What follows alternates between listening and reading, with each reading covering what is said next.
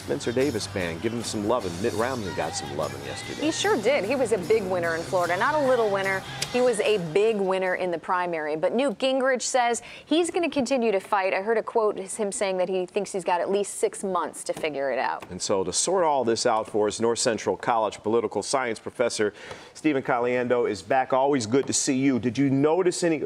Romney was predicted to win. Absolutely. And win big. Did you see anything, though, in the exit polls that kind of surprised you?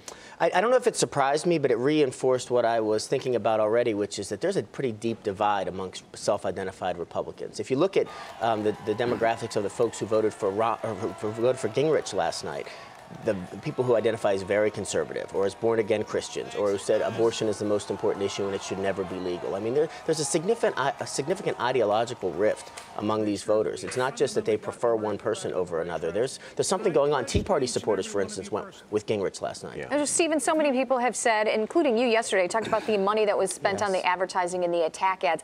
People repeatedly say they hate negative ads, but in this case, did they work? And what does this mean for the future? Are these negative ads going to continue at a higher rate? Yes, absolutely. And it's partly because so much money is going into the race that isn't controlled by the candidates. And so a couple of things can happen. Number one, there's more money going in. So the amount of money to win Florida was astronomical. I'm thinking how much Romney and his supporters spent. $16 million. Unbelievable, right?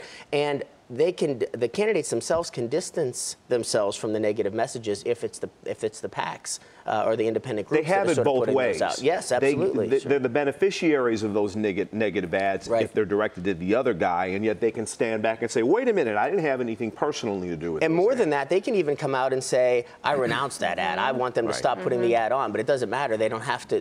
These PACs don't have to listen to them. Now, we had mentioned that Newt says he's in it at least for 6 months to determine what's going to happen. What about the other two candidates? At what point is it appropriate for them to step aside? Well, I don't know what point it's appropriate. Again, I always have said that Ron Paul is probably going to stay until the convention because his message is so different. I think he'd like to give a speech in Tampa when it comes to August. Rick Santorum's a little bit different. I don't take much from his speech last night, which suggested that he was staying in, because you have to give that speech. I mean, who wants to kill a party, right? You don't stand up in front of all those supporters and say, I'm suspending my campaign tonight. But none of these candidates showed any indication whatsoever that they were going to slow down. Sounds like they're almost trying to gear up for cabinet positions and what could be next for them. There could be some of that, although it doesn't sound like Gingrich and Romney are gearing up for cabinet positions with one another. I mean, some of the things that they're saying to each other is going to make it hard, not to support one another, but to take part in an administration. One of the things that Romney said last night in his victory speech was, you know, primary fights are tough and we're all going to be united when we go to the general election. But, man, it just seems like there's going to be some bad blood left over. Yeah, and I think if we go back and focus on how some of these contests worked in 2008, even the Republicans and the Democrats, there was a lot of hostility there, too. This does seem to be taken to another level, and I think partly because it's not just the candidates themselves with the messages, it's these outside groups that are sort of putting the messages forward. Our man, Stephen Caliendo from North Central College. Thanks.